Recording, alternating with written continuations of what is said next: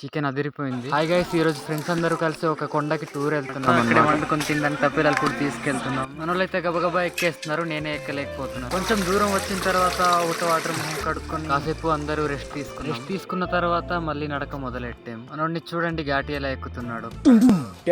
మొత్తానికి సగం దూరం వచ్చి మళ్ళీ రెస్ట్ తీసుకుంటున్నాం. ఇక్కడ చూడడానికి వ్యూ చాలా బాగుంది, ఇంకా గాలి కూడా చల్లగా వస్తుంది. ఆ గాలిని ఆస్వాదించి చిన్న వీడియో తీసుకొని అక్కడ నుంచి అయితే వెళ్ళిపోయి. ఈ పూలు అయితే చూడడానికి చాలా బాగున్నాయి కదా, వీటి పేర్లు అయితే నాకు తెలియదు, మీకు తెలిస్తే కామెంట్ చేయండి. ఈ పూలు చూస్తూ వెనకాలే ఉండిపోయింది, మా వాళ్ళు ముందుకు వెళ్ళిపోయారు. వీళ్ళని చూడండి.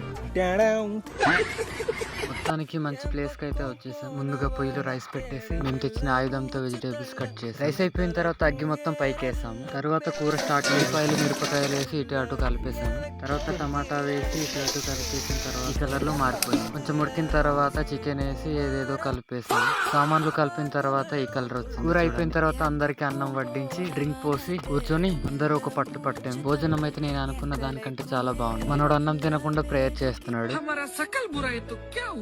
తర్వాత అందరూ తినేసి ఇంటికి వచ్చేసింది. అండ్ నెక్స్ట్ వీడియోలో కలుద్దాం. బాయ్.